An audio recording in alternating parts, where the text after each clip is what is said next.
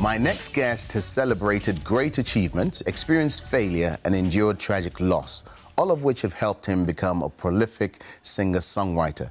And he's here to share how he got through those moments and his new project, Yellow Balloons. David Dunn, welcome to Turning Point International. Thanks for having me.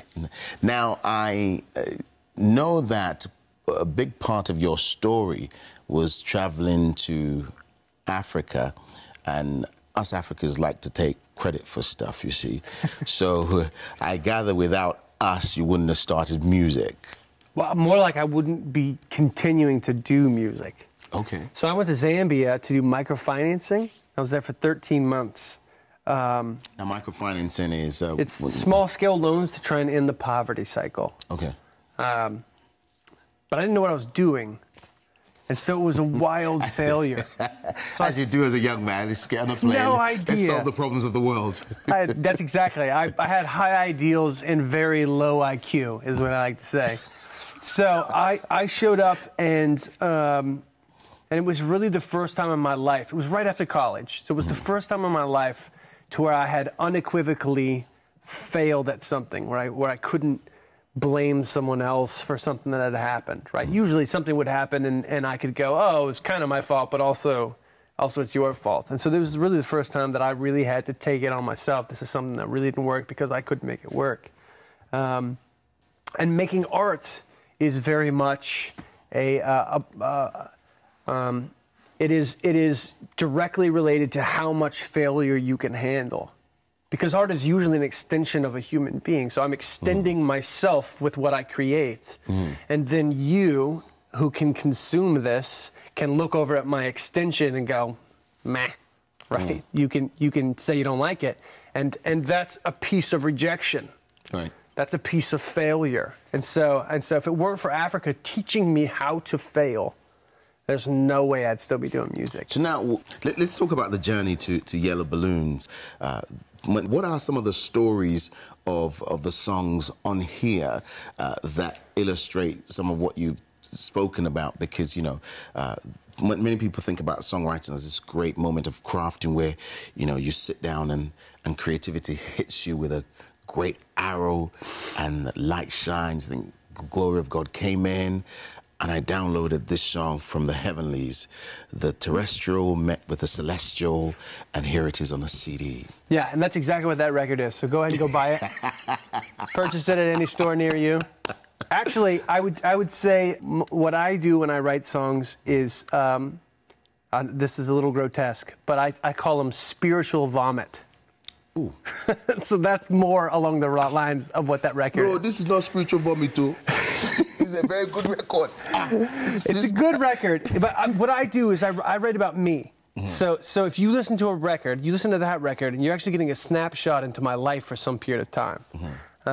And so you actually get an exact look at what my life looks like and how I related to God and how I related to other people. That record specifically, about 2 years ago, my family went through some serious loss and some tragedy. And so that is me writing about my experience with, it was my 2-year-old niece went down for a nap and didn't wake up from her nap. Completely healthy, not really a scientific reason for why it happened, but it did.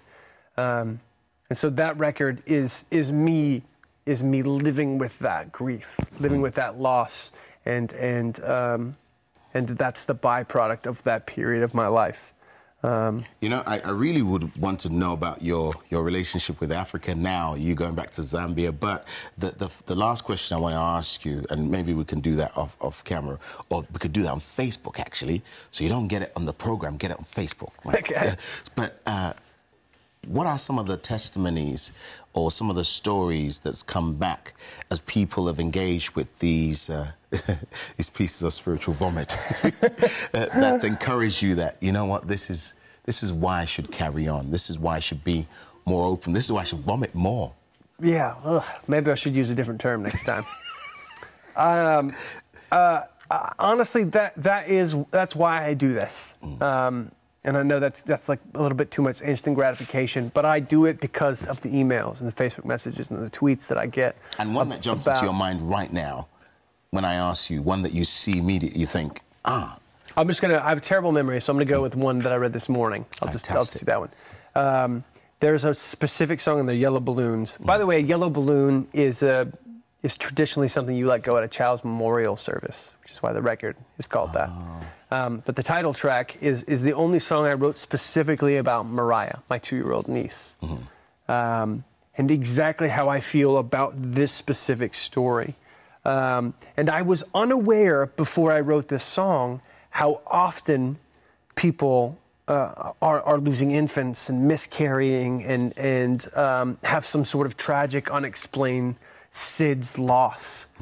It is wildly rampant. And so I got a Facebook message from a lady yesterday who she was a month out of losing a 6-month-old baby. Wow. And her I mean, the way that I read it was just, she pouring herself into this email, and there's no explanation. I don't know the reason, right? I can't go, oh, this is why God did this. This is why it's okay. I don't know.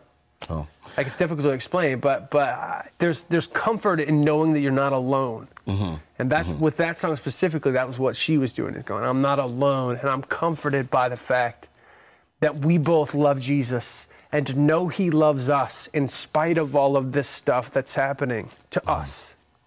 David, thank you so much for speaking to us. My pleasure. Turning Point. Thank you.